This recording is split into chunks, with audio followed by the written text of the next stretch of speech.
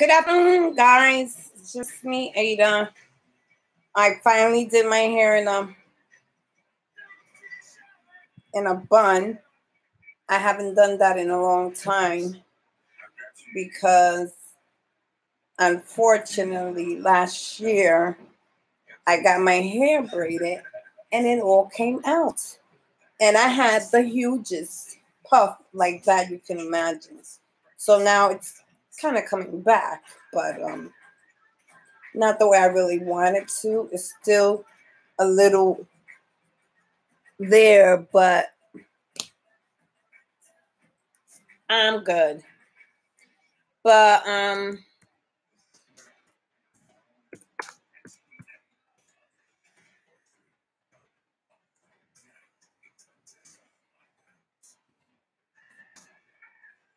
sorry for the non-talking.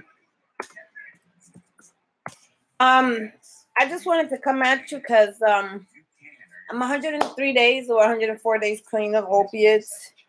Then I did the kratom and caught a little chippy behind it. So I'm on day 6 of no kratom. But last night I forgot to take my Risperdal, which helps me sleep. And that's good. I'm glad you're doing good. And I forgot to take my Risperdal, which helps me sleep through the night, through the little withdrawals I was having. At first, I thought that the withdrawals would start 24 hours after your last dose, but I was all right until the 3rd day it hit me. So last night I woke up in the middle of the night feeling not so hot, like kind of kicking, you know. So this kratom thing is real. Thank God I only did 3 grams at a time, like 4 times a day when I first did the Suboxone. Then when the withdrawals went away, it became 3 cups a day of the whites for energy. But I eventually stopped it because it was just postponing my pause. So far, the pause right now, it's been maybe 15 days I hadn't had it. Mentally, I'm okay. But a little low energy. I take the augmentin. It's really for bodybuilders, but there's some kind of science to it nobody knows about. Yeah, or just can't really find the information about it. It stops the craving of the kratom, which it did. I've been 3 days without it. But it gives you like a little energy boost. So I take B12s in the morning, and it stopped the fatigue. It did work.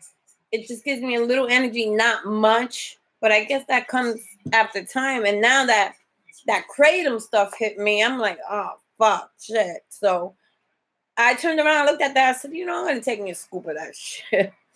And I'm feeling a little bit much better. But it's been a long process since January 12th. What is it? May 12th would be 5 months. January, February, March, April, May. Yeah, 5 months. Clean and 103 or 4 days clean. And except the kratom, you know, thank God I wasn't on it for long, just really like 4 months. But it never went up to 5 grams in a day. And the beginning, it was 7 days a week, 4 times a day, because this boxing withdrawal was fucking hell. It was hell. So I needed more than the average. So instead of just taking like 5 grams or 6 grams, I was only taking 2.5 grams.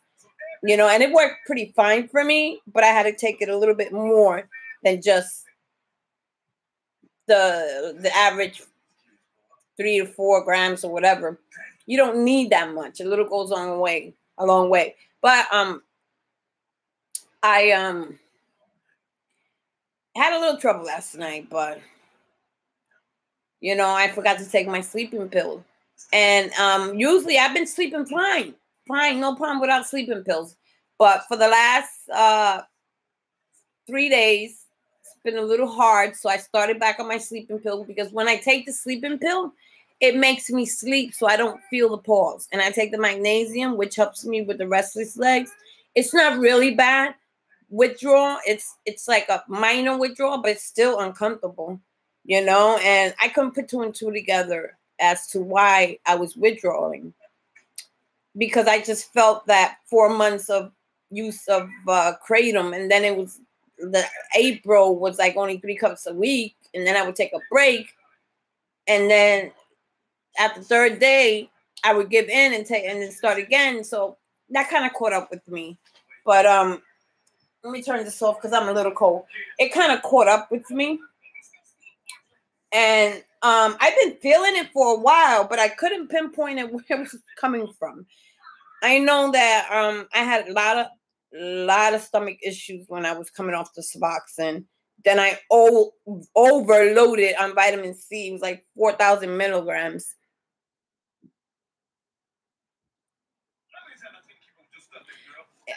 It was an overload of vitamin C. It was like 4,000 milligrams a day, and then it was 2,000 milligrams of magnesium. Like a fool, I saw a video that says, "Oh, vitamin C, you can take as much as you can, and it'll help with the withdrawals." No, it fucking doesn't. Okay, what it did was tore my stomach to pieces because I have acid reflux, and it wasn't that bad. I only had to take my medicine when I needed it, but then I find myself needing it more and more. But it got to the point where on one Sunday, about 2 weeks ago, my stomach kind of just like blew. I mean, it was so bad. I had diarrhea, cramping, everything. I was about to relapse behind it because I couldn't take the sickness of my stomach. Waking up in the middle of the night, burning sensation, like something was sitting on my stomach and wouldn't get off, like somebody was stepping on me. And I couldn't put it together. And when I called my sister crying, like, I can't take this. I'm about to take the Suboxone. She said, you're almost 100 and something days in. You know, thank you. I was almost like into the 90s, maybe going into the hundreds, you know, and I was about to relapse over the stomach issue. It was that bad. So then when I told her what I was taking, she was like, Jesus Christ, you're too tiny for that. And I didn't know vitamin C goes according to your weight. Really, for a man, the maximum is 90 milligrams of vitamin C, according to the Medical Association. And the woman is 75 milligrams. She said, try an orange, you know. So what I did was another charcoal cleanse, which helped a lot. And which helped a lot. It helped a lot. It cleaned me out. And then I started this new acid reducer. Somebody pinpointed it out to me. See there? And it's actually my Zantac, 150 milligrams, but it was only as needed. But since all this detoxing and all that, it was just killing me. So somebody told me that this was really, really good. Insurance won't cover it, but Amazon has it. And it's only 20 milligrams. It's a time capsule release. I'm on my 4th day, and on the 2nd day, I felt 100% better. Like, all the acid and everything went away. I stopped waking up in the middle of the night without feeling that sickness in my stomach. I wake up fine now, except behind this little withdrawal that I'm going through now. And I'm hoping that I won't go through the pause, because it's been like 16 days now that the pause has left me. I got lucky with that. But then, you know, I just kept taking the Kratom for like an occasional user like type thing. You know, I didn't think I was addicted to it. Thank God it didn't get that bad, because I joined a group. When I found out, you know, once you're up to a year or 2 years, the physical withdrawals can be very intense. So I'm having minimal withdrawals. I take clonidine for it, which does wonders. The augmentin gives me energy, but it's been 3 days I haven't taken it because it stopped the cravings of the Kratom. So I'm good with that. But I felt a little down before, and this is like a great booster for some reason. And it kind of boosts you up. But there is no real information on this. They said it's not addictive. This is coming from bodybuilders. Imagine steroid people that probably on steroids, don't know what the hell, you know, really, what do they know? So, you know, I needed it a little bit today because I was up pretty early. I took the clonidine because I couldn't stand it anymore. It wasn't one of those types of withdrawal where I was like, oh, wow. Ew. It was just like, fuck. So I just took the clonidine and I fell asleep a half an hour later. And I woke up fine. When I went back to sleep, it was still bothering me. So I got up about 8 and took 2 more. So that's what's helping me get through this. Some people say it takes about 4 days. Some people say it could take 7 days. I don't think I'm going to be much longer in it because it's not affecting me emotionally or physically. But that's it. That happens afterwards. But some people that I speak to are going through it while they're tapering. I just cold turkey 3 grams. And I'm not really going through no anxiety, no depression or anything. So I think I might get lucky with that. So I'm hoping. But right now I am going through minor withdrawals of it. They're not really intense. And no, they're not like caffeine. You know, so all that bullshit people talking about, it's like caffeine withdrawal. No, it's not. It can get really serious. All right. I know what a caffeine withdrawal is. Okay. It's a horrible fucking withdrawal.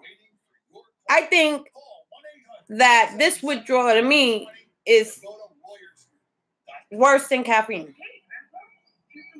But for me right now, it's just been minor because I guess I haven't been a big user of it and I only did it for 4 months. And as I was getting better, the cups were getting less. So when I started to pause and the energy level went like really down, I got into this fatigue thing. It was like horrible. I couldn't believe it. I thought, whoa, do I need a B shot 12 or what? And somebody told me, oh, you can start taking the white strains and the yellow and Sumatra and all this shit. And it'll give you energy. But then when you think about it, it says it's an opiate receptor. It doesn't attach to your receptors.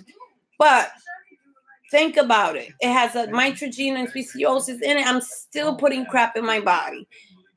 And if I continue doing the Kratom, it will become more addictive. And I'm not healing. I'm not healing. So it was a waste of time. Oh, thank you. Thank you. I finally did my hair in a bun. I usually don't keep it. This is the way I usually keep it. But last year I had a mishap. I had some braids and my hair went through.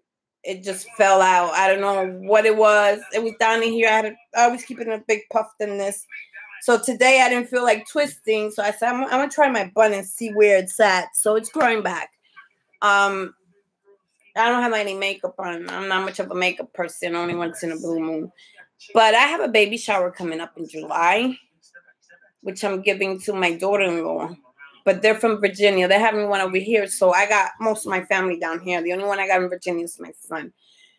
So I'm hoping that this Kratom thing doesn't like blow over into like fucking months. I don't think so, really, because I only been on it 4 months.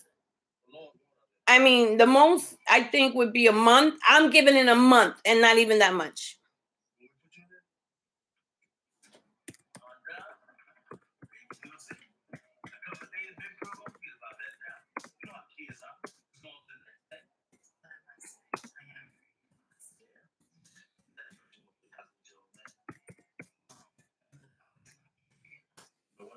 I need to redo it over.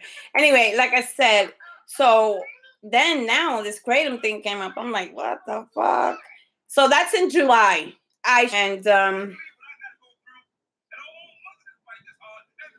Now sometimes I feel like I like since the Kratom thing came up, like I feel I didn't understand what I was going through because I was like, I've been 4 months off the Suboxone. What the freak am I going through? And then I put 2 and 2. I said, yo, it's got to be that Kratom.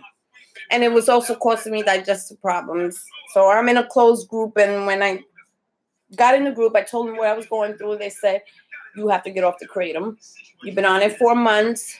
You have a good chance of not really going through very hard withdrawals. They're going to be minimal, but bearable. And if it wasn't for the clonidine, not Klonopin, I got Klonopin and Celexa, which the doctor gave me last month, I refused to take them. When I go back on the 11th, I don't want to be on no benzo. That shit is fucking hell. And if you know I'm withdrawing from opiate, why would you give me a benzo? It's just like trying to fry my brain. Like, I'm not that stupid. I was stupid and naive the first time. I didn't think I needed to be on Suboxone that long. I've been clean 8 years. I did it because I found it out in the street, and I was like, okay, a newfound thing. So.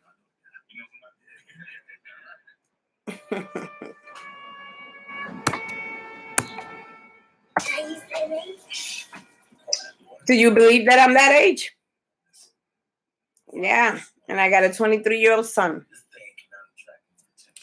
I just had a birthday. Almost in that retirement age. Some people say I don't look like it, but I finally stopped, you know. When they ask me my age, I give them my age now. Nope.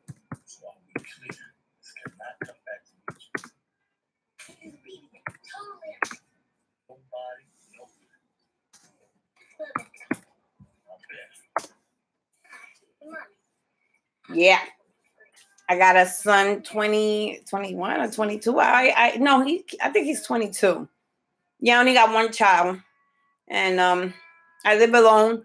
So you could imagine, like, when I was detoxing, oh my God, I didn't even have anybody to give me water. Like, I couldn't even take the dog out. I let him, like, poop all over the house and stuff. I put, like, stuff on the floor so he could do his business. It was bad. That part is over. But the Kratom got me a little bit upset. Like, not really bad upset, but it's just like, I just went through something. Now I'm going through something else.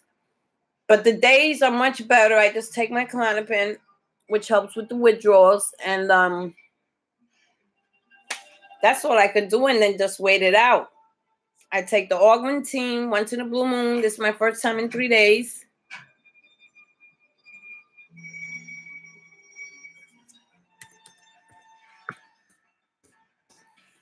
You know, I haven't taken the augmentine in 3 days. And then I was feeling a little low. So I said, you know what? I'm going to take it. Because it does give you a little boost. Not like really like all over the place. But you feel much better than that low, you know. And I want to take a walk. And I want to enjoy myself. You know, I bought a new smoking pipe. But I don't know what happened to it. It's leaking all over the place. It's going back. I hate spending money on garbage.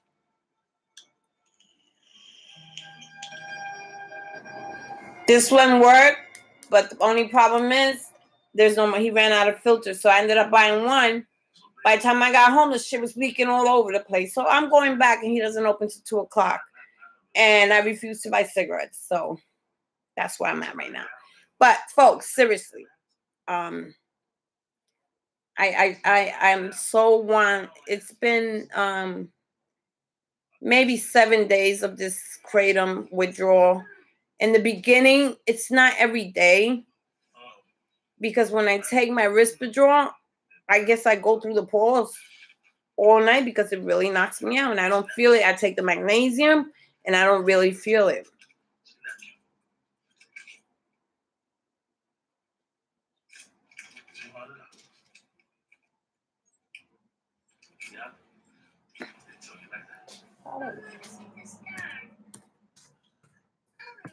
Yeah.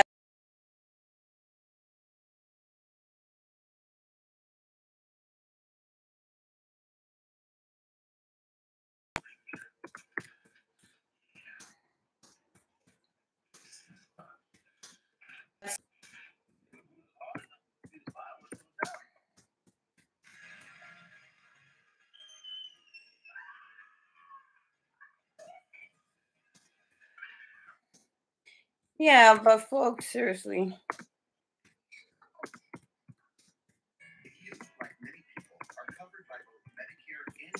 The only problem I'm gonna have tonight is I work nights, and the only problem that I'm gonna have is usually she does sleep, and when she does sleep, I do. Shop SHOP. I do get to sleep, but now since I'm going through this, I'm like, You know, I do go through it. I get up right away. When I'm starting to feel it, I get up right away, take the 2 clonidines, and take the augmentin, and in 20 minutes, I feel fine enough to do my job. You know, but I went through that shit already. Like, I really don't feel like going through any more of it. But I know that by July, I really don't think that the Kratom thing is going to last that much longer. And if it does, it's got to be ridiculous because I haven't even taken it a year. It's 4 months. Like, how much of, damage could it have done to me? It's only 3 grams of it I was taking. And I switched strains just so I wouldn't get a chippy, but it's not pause. I finished the pause from the Suboxone. Somebody told me be careful of the pause of the Kratom. I don't think I'm going to go through that, because it wasn't that serious. It was 4 months of it. I haven't even taken it a year or 2 years.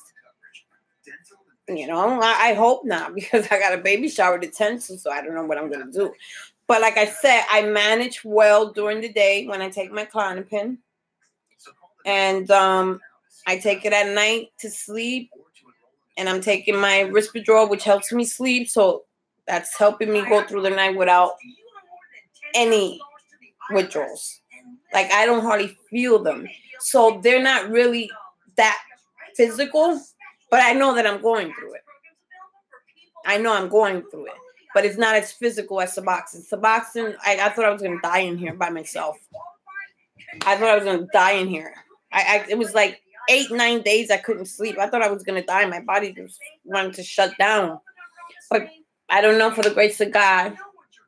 That was my 5th time trying to quit. And for some reason, I held on. 4 weeks. 4 times I tried. The 5th week, when I went January 12th and picked up them boxes, I said that was it. I was on 16 milligrams, but each month that I was going down 2. And 2 was like a rapid thing for me. And he didn't say anything. He didn't try to taper me. He was going by what I was saying. So I guess he prescribed a clonidine because he knew that I was going to go through major withdrawals, but he didn't want to say it. I know he didn't want to say it. I guess he was trying to spare me or give me some type of comfort. The only thing he said, when you get like that, go ride a bike. When I go see him, I'm going to tell him, that shit had me in bed for 5 weeks. And all through those 5 weeks, I lost a day of work each week. That's how bad it was. There's no way I could have, I'm a nurse's aide. There's no way I could take care of patients like that. It's just, I'd be jeopardizing them. I couldn't even get up. So what the fuck? It didn't even matter. I couldn't get up out of bed. So then when I finally dosed the right way, I was able to work. But then it was hard, too, because I had to keep watching the clock. Every 4 hours, I would get sick. Then I said every 3 hours, I'm going to take it. Because once that 4th hour hit, I don't want to wait another 30 minutes to get myself together, because she'll call me. My client will call me. Oh, I need you. And I'm sick as a dog. So I did manage to stay working. I don't know how. I work tonight. I work Wednesdays, Fridays, and Saturdays. 12-hour shifts. So imagine. And I'm kind of not liking the night shift anymore because of what I'm going through. I think I'm better off doing the morning shift and just, instead of going through those withdrawals at night. I don't think they're going to last that long, though. They started last Wednesday. After the 3rd day, I was fine, and then all of a sudden that hit me. But I wasn't fine because there were days that I was waking up feeling like I was in withdrawal. I kept saying, I feel like I'm in withdrawal. And I was, and it was the Kratom. When I was taking my breaks, that's what was happening. I was going to the bathroom 24 hours later, and I couldn't put it together. But now I got it together, so now I know better. So I might as well just finish off what I started. So.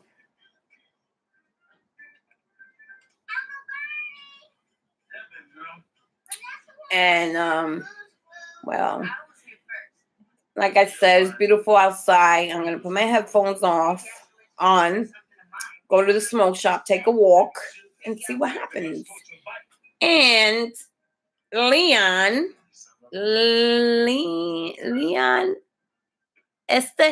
I will see you later. Have a good day.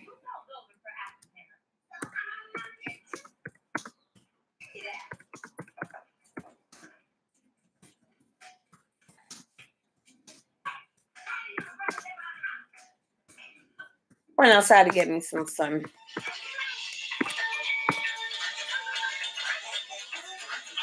You guys have a good day. Bye-bye.